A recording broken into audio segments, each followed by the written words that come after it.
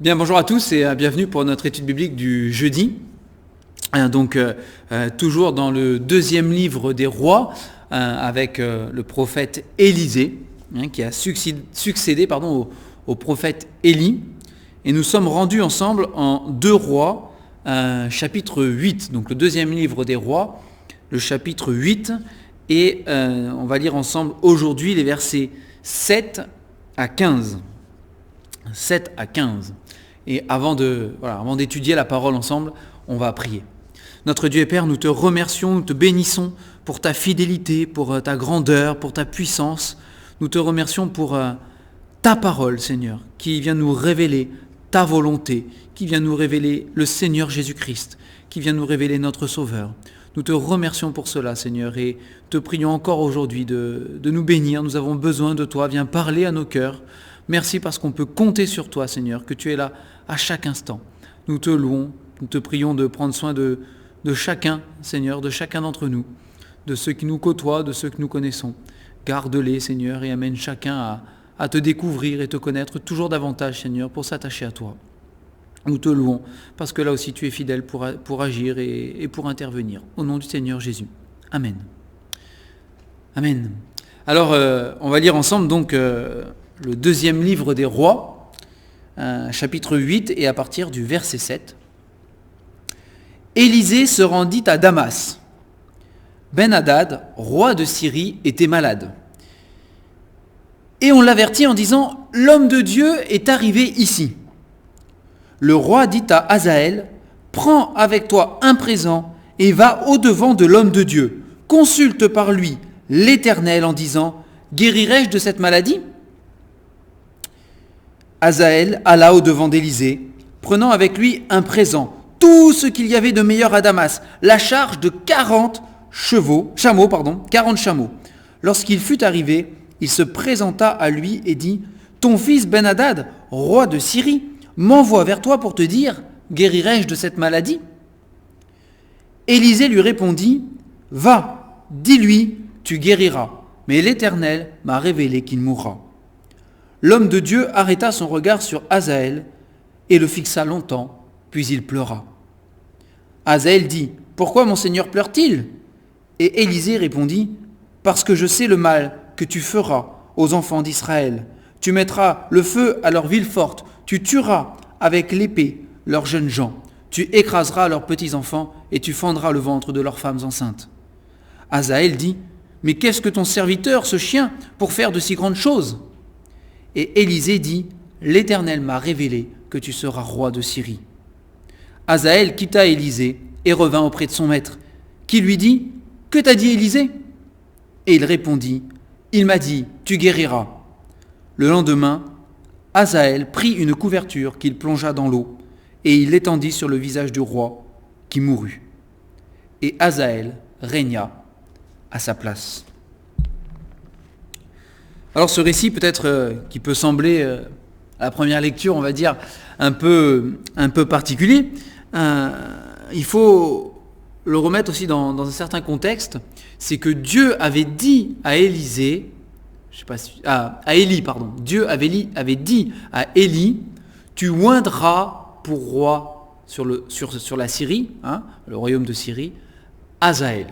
Et Élie avait été enlevé avant d'avoir pu accomplir cette tâche, a priori, et cela revient à Élisée. Mais il faut bien comprendre que le pays de Syrie, le royaume de Syrie, le roi de Syrie, ils étaient de manière générale, même s'il y avait parfois des trêves, ils étaient de manière générale des ennemis d'Israël. Ils l'ont quasiment toujours été. Il y a eu des trêves, mais franchement, en majorité, c'était des ennemis d'Israël.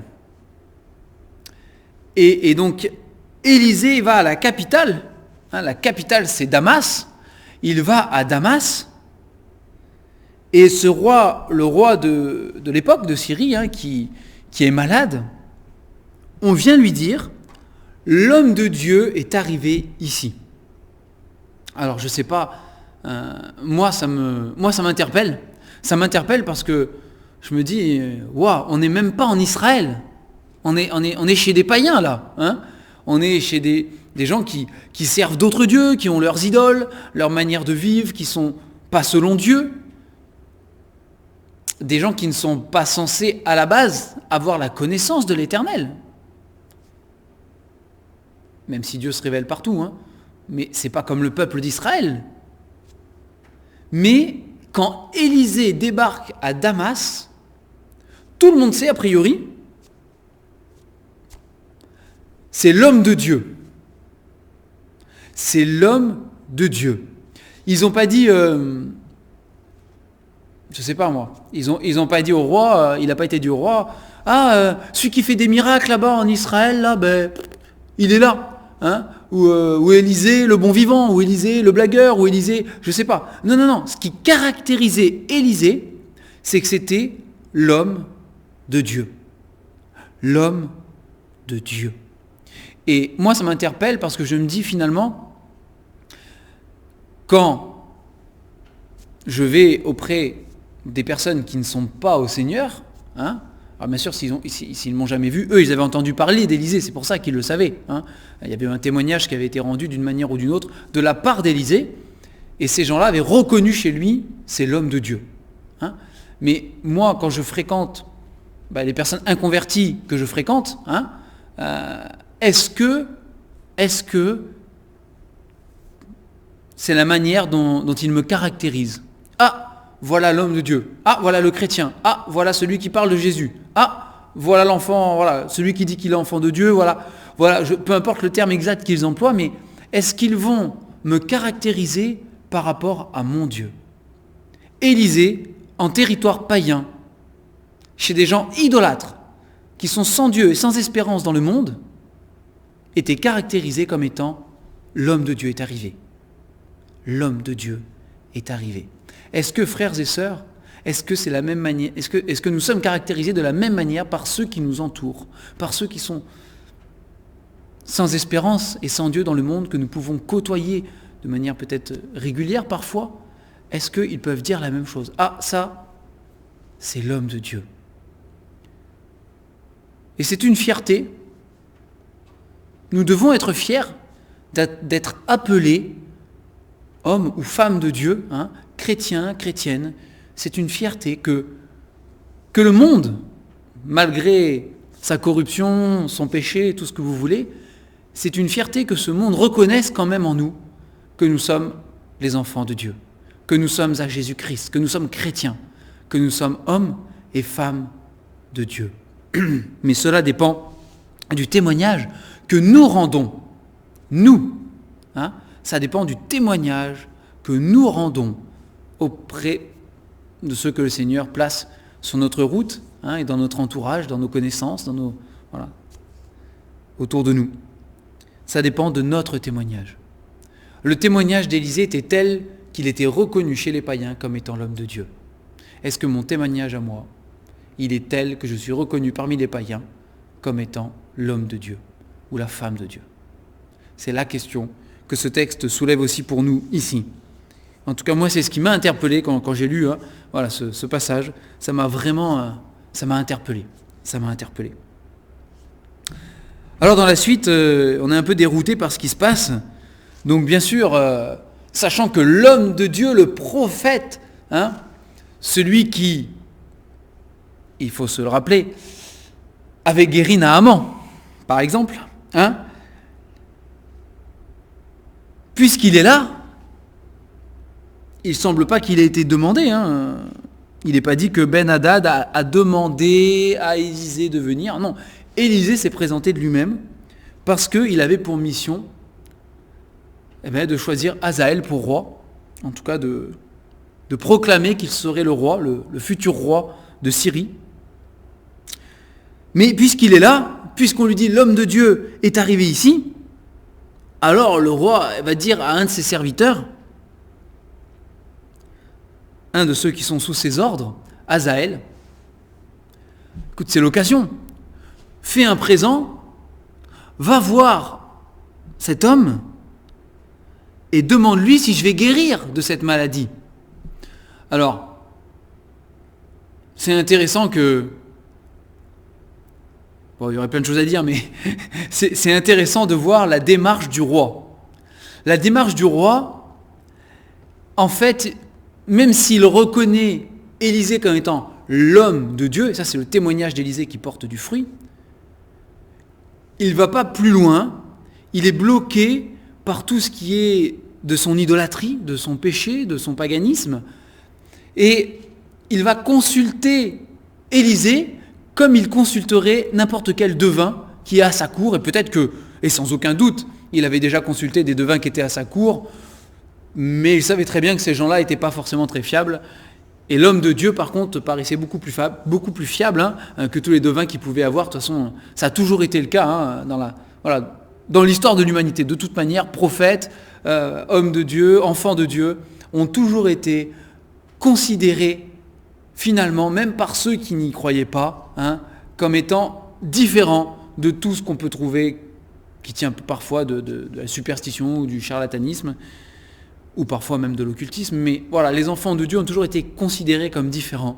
Et le roi savait que Élisée était différent des autres devins, néanmoins, il va vers lui avec cette question, comme s'il s'adressait à un oracle, à un devin.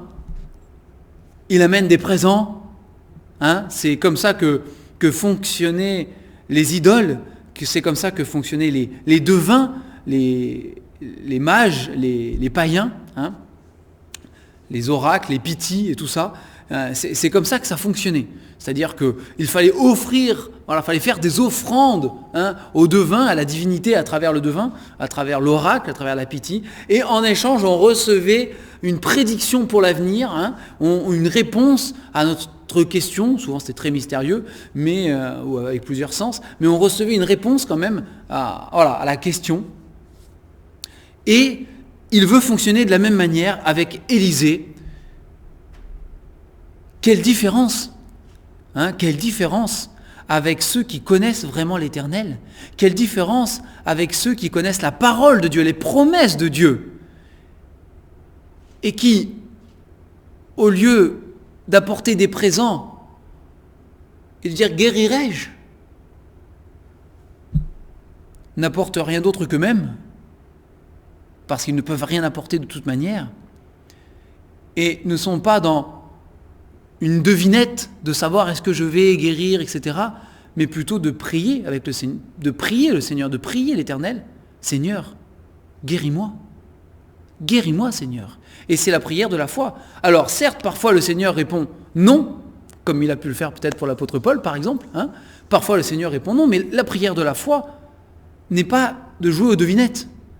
Nous ne posons pas des questions à Dieu dans l'intérêt que Dieu réponde de manière mystérieuse. En tout cas, ça ne fonctionne pas comme les païens, ça c'est sûr. Alors, on a des questions parfois à poser à Dieu, je ne dis pas qu'il ne faut pas les poser, mais je dis que la prière de la foi ici, elle n'est pas de s'approcher de Dieu en mode on ne sait pas trop, est-ce que je guérirai, est-ce que je ne guérirai pas. Seigneur, guéris-moi. Et on le voit même dans la vie du Seigneur Jésus, dans les évangiles. Voilà, il a croisé des hommes et des femmes de foi qui ont demandé et qui ont reçu. Et celui qui avait des doutes et qui a dit au Seigneur Jésus, si tu le peux, le Seigneur Jésus répond, si je peux, viens au secours de mon incrédulité, dit cet homme. Viens au secours de mon incrédulité. Mais voilà, en tout cas, le roi de Syrie, forcément, il va réagir de la manière dont il agit avec ses idoles. Poser une question au devin, homme de Dieu, en espérant une réponse favorable, et pour essayer de faire pencher le devin vers la réponse favorable, ou la divinité vers la réponse favorable, on va offrir des présents. Et alors, je ne sais pas si vous vous rendez compte, ici, c'est pas rien.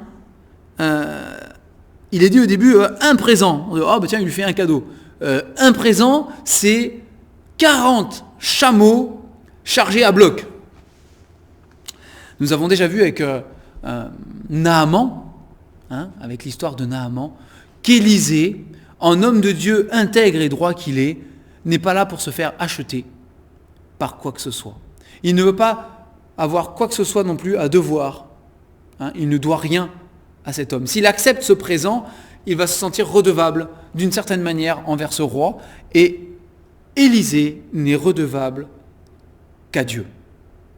Nous qui sommes enfants de Dieu, nous nous sommes redevables qu'à Dieu. Et si nous devons une chose, si nous nous devons une chose les uns les autres, la parole le dit, ne devez rien à personne si ce n'est de vous aimer les uns les autres. L'amour, nous le devons.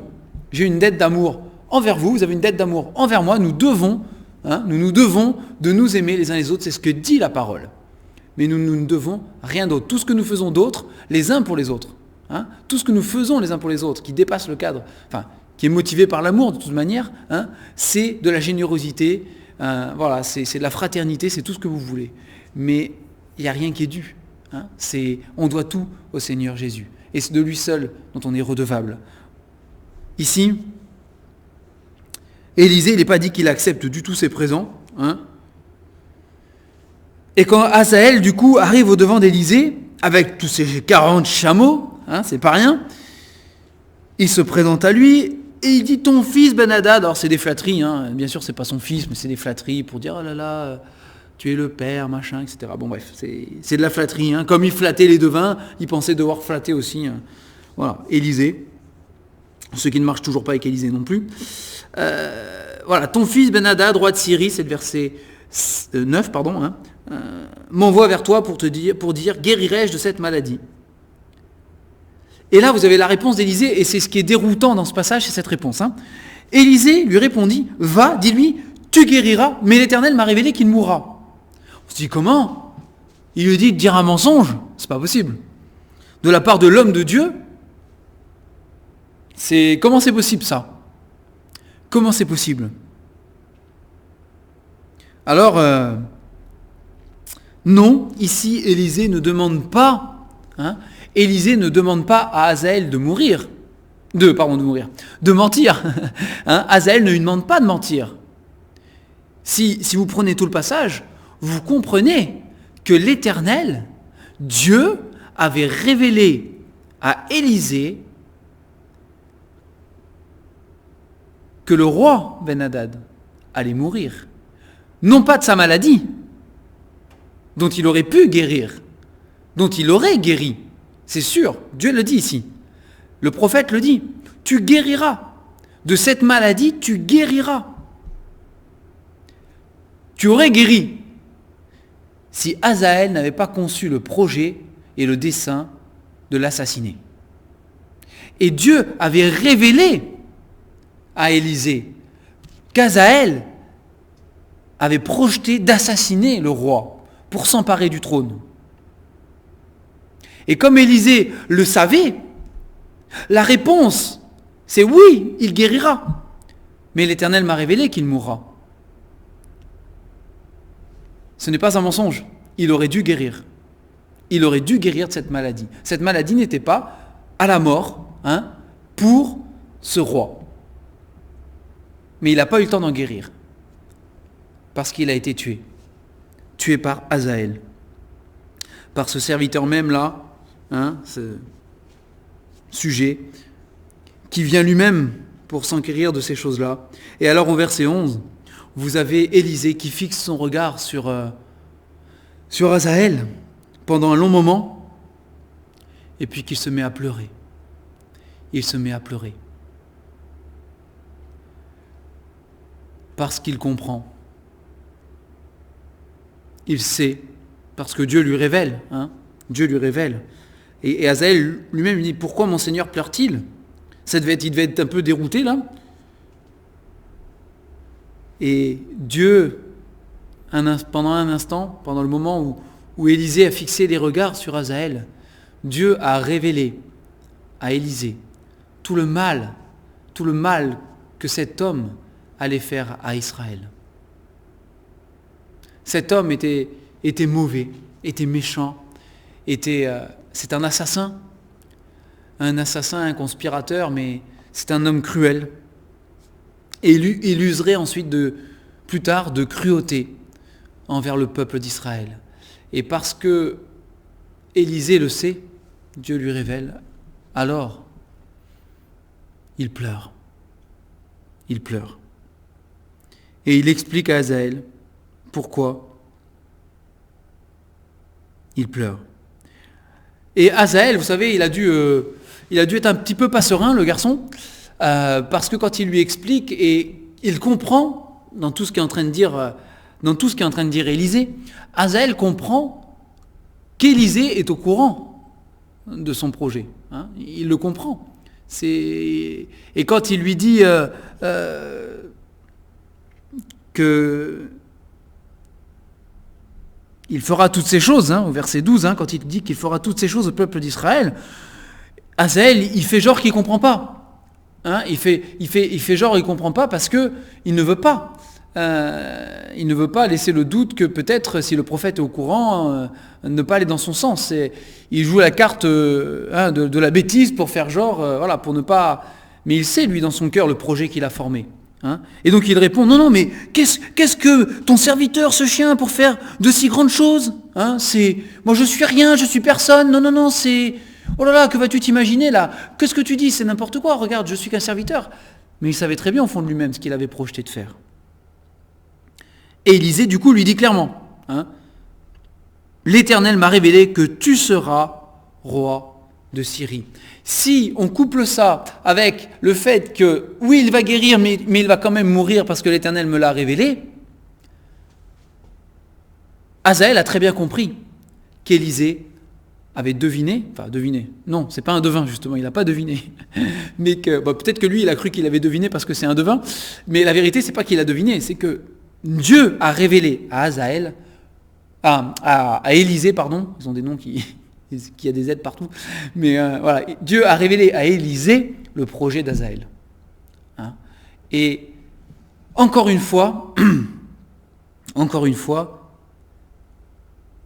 retrouve chez Élisée ce caractère qu'on aime chez le prophète et chez l'homme de Dieu. Il n'a pas peur de dire la vérité. Il n'a pas peur des conséquences de dire la vérité. Hazaël, je sais pas si vous vous rendez compte, on n'est plus vraiment, à notre époque c'est un peu moins, c'est différent, en tout cas c'est différent, mais là il y a une conspiration pour assassiner un roi. Et il y en a qui sont morts pour beaucoup moins que ça, dans l'histoire de l'humanité et dans les royaumes, dans les empires. Des hommes et des femmes sont morts pour beaucoup moins que ça. Et pour des conspirations, la mise à mort était immédiate. C'est penser par exemple dans le livre d'Esther, quand Mardochée va déjouer le complot qui vise à tuer le roi, par exemple. Mais on meurt pour de telles choses et pour moins que ça. Et Élisée est en train de faire comprendre à Hazaël, je suis au courant de ce que tu projettes. Je suis au courant de ton assassinat. Hazaël aurait pu facilement chercher à se débarrasser d'Élisée. C'est naturellement ce qu'aurait fait n'importe quel conspirateur ou assassin. Mais c'est un homme de Dieu qui est protégé par le Seigneur. Et Élisée savait, je suis là où le Seigneur veut que je sois. Je dois dire la vérité. Et les conséquences ne m'appartiennent pas. Elles sont entre les mains du Seigneur. Avec cette promesse que le Seigneur a dit, je ne t'abandonnerai pas et je ne te délaisserai pas. C'est donc, le Seigneur est mon aide, c'est donc avec assurance que je peux dire, que peut me faire un homme? Que peut me faire un homme? Et on aime ce caractère du prophète, on aime ce caractère, ce courage du prophète, cette intégrité, cette droiture. Il n'accepte pas les présents, il dit la vérité et il n'a pas peur de révéler le péché s'il le faut.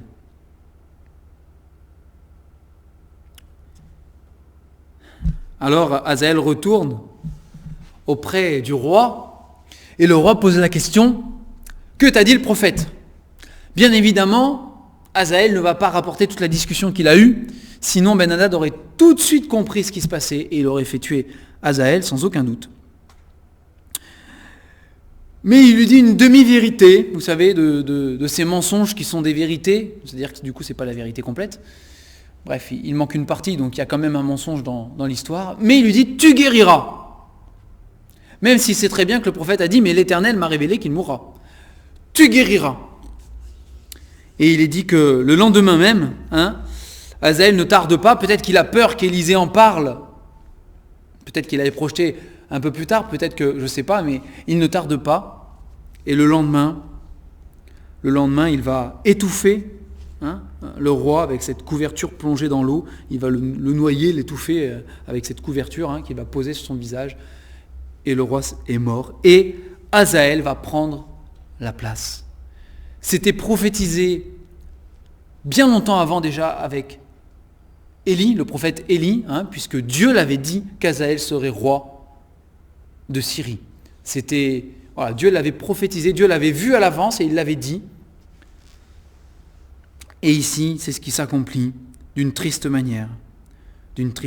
Mais voilà, on va s'arrêter là, mais j'aimerais quand même qu'on retienne deux choses. Et la première chose, c'est vraiment cette reconnaissance, même des païens, c'est un homme de Dieu. Est-ce qu'on peut en dire autant de nous ? Je le répète encore, mais voilà, c'est une chose à retenir, c'est vraiment moi ce qui m'a interpellé là. Est-ce que les païens que je côtoie, quand j'arrive, je dire « Ah, c'est le chrétien, c'est le chrétien ». Peu importe s'ils le disent pour se moquer même, à la rigueur on s'en fiche. C'est le chrétien. Et puis, deuxième chose, c'est ce courage, ce caractère d'Élisée. Il ne se laisse pas acheter. Il dit la vérité sans craindre rien, parce qu'il a confiance en l'Éternel. Il est là où il faut. Il parle de la part de Dieu. Et en même temps, vous trouvez chez lui, non seulement il ne craint pas les conséquences, mais ce n'est pas pour autant que c'est un homme insensible. Il pleure. Il pleure de compassion. Il pleure de compassion envers son peuple. Mais ça ne le détourne pas, sa tristesse, sa compassion, sa tristesse là, ses pleurs ne le détournent pas de sa mission quand même, de ce que le Seigneur lui demande. Il est là pour annoncer que cet homme, malgré tout le malheur qu'il va engendrer, sera le roi de Syrie, parce que l'Éternel lui a demandé de le faire. Alors il le fait, il l'annonce, malgré le grand malheur qui est derrière. Que le Seigneur nous bénisse, on va prier pour terminer. Notre Dieu et Père, nous te remercions, te bénissons pour ta fidélité. Seigneur, nous prions que nous soyons des flambeaux dans ce monde, des lumières, que nous puissions être des témoins fidèles de Jésus-Christ, témoins de ce qu'il a fait pour nous, de sa mort à la croix, du salut pour tous les hommes, de la résurrection, de la victoire, de la vie qu'il promet à tous ceux qui croient dans ce qu'il a fait pour eux. Nous te prions, notre Dieu, que nous soyons des témoins fidèles, que nous soyons reconnus par ce monde comme étant des hommes et des femmes de Dieu, dispensant droitement la parole de la vérité. Peu importe si nous avons des grands, des rois, des présidents, peu importe qui est en face de nous, que nous dispensions juste droitement la parole de la vérité. Sois loué notre Dieu pour tout ce que tu fais. Au nom du Seigneur Jésus. Amen. Amen. Cette étude est terminée. Que le Seigneur vous bénisse, qu'il vous encourage, qu'il vous fortifie dans sa parole, qu'il nous donne de porter du fruit, de pouvoir être ces témoins fidèles qu'il demande de nous. Nous nous retrouvons tous les dimanches à 10h à l'église pour notre culte. Que le Seigneur puisse bénir ces moments de louange ensemble. On se retrouve aussi un dimanche sur 2 après-midi à l'église pour une étude biblique avec Ramon dans l'évangile de Jean. Et l'autre semaine sur 2 où on ne le fait pas à l'église, c'est mis en ligne. Voilà, vous retrouvez aussi les études pour les enfants avec Monsieur Chercheur et Madame Réponse qui sont aussi mis en ligne. Tous ces supports sont là pour vous encourager, pour nous édifier les uns les autres à travers la parole de Dieu, à travers la volonté de Dieu pour nos vies. Et voilà, je prie vraiment que le Seigneur puisse nous aider ensemble à grandir en connaissance, en mise en pratique, en maturité spirituelle, et qu'il nous aide chacun à garder nos regards fixés sur lui, peu importe les circonstances, les temps et les moments de ce que nous avons vécu, de ce que nous vivons ou de ce que nous vivrons. Voilà, en tout cas que le Seigneur vous bénisse.